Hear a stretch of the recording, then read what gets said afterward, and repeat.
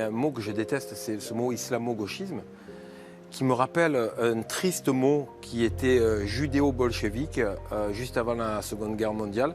Ce sont des mots, les mots, il faut faire extrêmement attention. Les gens experts en communication et en marketing sont des experts en changement de termes et de mots. Et on assiste en ce moment à des changements de certains mots, de certaines expressions pour que les choses passent mieux. Et j'essaie de lutter à mon échelle pour que les choses soient dites. Et clairement, on peut arriver à se parler, à dire les choses sans blesser les autres. Le mot islamo-gauchisme me dérange parce qu'il renvoie à deux ennemis du monde occidental. Gauchisme, le communisme de 1945 à 1989 et le monde musulman en guerre. Vous voyez que je ne dis pas musulman radicalisé ou en guerre. Qui affecte l'Europe et qui est devenu le nouvel ennemi depuis 1989 jusqu'à maintenant.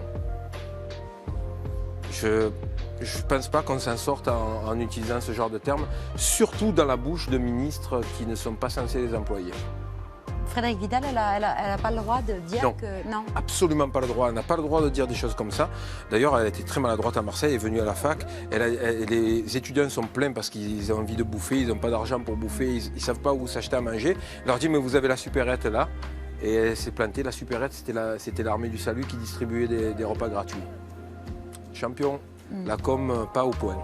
Je me sens beaucoup plus français que des gens qui font évader leur argent au Luxembourg, au Panama ou en Suisse et qui après viennent pousser la chansonnette.